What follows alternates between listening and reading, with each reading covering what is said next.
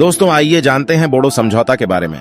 बोडो समझौता, पहला बोडो समझौता वर्षों के हिंसक संघर्षों के बाद 1993 में एबीएसयू के साथ पहले बोडो समझौते पर हस्ताक्षर किए गए, जिससे सीमित राजनीतिक शक्तियों के साथ एक बोडोलैंड स्वायत्त परिषद का निर्माण हुआ।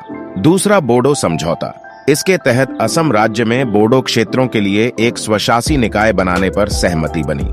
इसके अनुसरण में बोडोलैंड प्रादेशिक परिषद बीटीसी को 2003 में कुछ और वित्तीय तथा अन्य शक्तियों के साथ बनाया गया था। तीसरा बोडो समझौता, इस समझौते पर 2020 में हस्ताक्षर किए गए। इसने बीटीएड का नाम बदलकर बोडोलैंड प्रादेशिक क्षेत्र बीटीआर कर दिया। यह बोडोलैंड प्रादेशिक परिषद बीटीसी की छठी अनुसूची के तहत अधिक विधायी, कार्यकारी और प्रशासनिक स्वायत्तता एवं राज्य के बदले बीटीसी क्षेत्र के विस्तार का वादा करता है। यह बीटीएडी के क्षेत्र में परिवर्तन और बीटीएडी के बाहर बोडो के लिए प्रावधान प्रदान करता है। इसलिए चैनल को सब्सक्राइब, लाइक एंड शेयर करो। धन्यवाद।